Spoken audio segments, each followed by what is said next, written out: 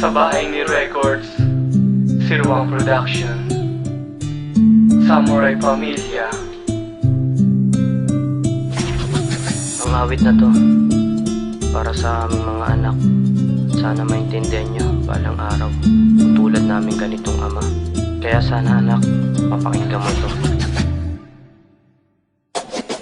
Ang mensahe ng magulang ay napakahalaga. Sa bawat payo at habilin huwag isa walang bahala. Kaya para sa aking anak ito ang nararapat. At sa mga bagay na dapat gawin maging tapat. Huwag maging makasarili sa bawat galaw ng panahon. Tadhana ang nakakaalam kung saan tayo paroroon. At doon mo malalaman landas ng pagkamabuti. Gagabayan ka namin hanggang ikaw ay lumaki. Di mawawala ang kalinga ng ina at ama mo. Ibibigay lahat ng pagmamahal namin sa iyo. Mananatili ka isang batang masagan at malusog. At kahit ang katawan namin ay magkalasog-lasog, alang-alang sa kinabukasan ng aming anak. Di ka makakaranas ng pasakit, takot at lumbay. Sana lahat ng mensahe na aming inilahad pumasok sa puso't isipan mo ang lahat-lahat.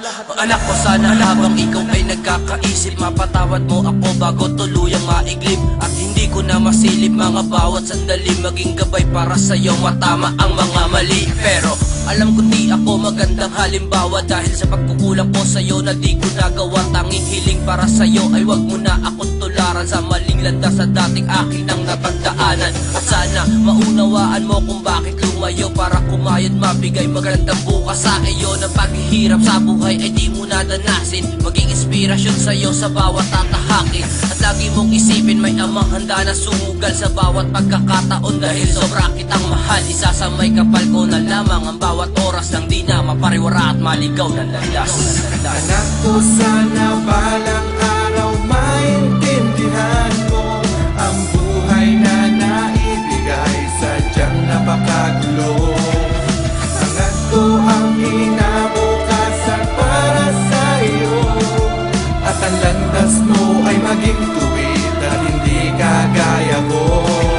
Batang-bata ka pa noon, nagpasya na ako na lumisan. Hindi ko nagawang pagsilbihang ka at bihisan. Nagpasya ako na makarating sa ibang bayan. Nagbaka sakaling mag-iba ang aking kapalaran. Nagtrabaho ng sagad, kumita lamang ng lapad. Mapag-aral lang kita, yan lang ang tangi kong hangad. Maibigay ang lahat ng inyong pangangailangan, maisa katuparan ng inyong kinabukasan. Pero di ko yun nakuha ng ganun lang kadali, anak. Sa isip-isip ko, ito ba'y tama o mali? Para lamang sa inyo natutong magpakasama. 10 taong nakulong sa pinuntahang bansa. Ngayong nagkaisip ka na ay madalas kang magtanong, at ayaw mong pamarisan ang tatay mong nakulong. Ang akala'y masama, iniwang kang nag-iisa. Ni hindi mo ba naisip kung ba't nagkagaling siya?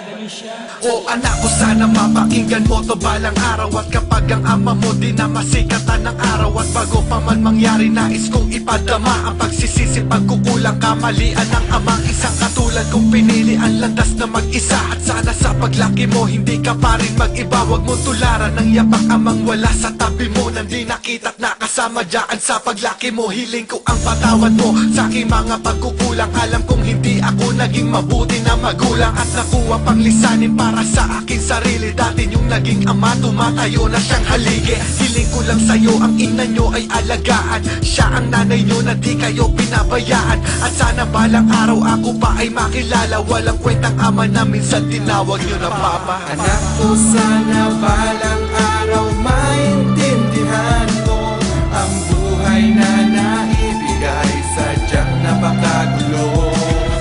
Angat ko ang kinabukasan para sa iyo, at ang landas mo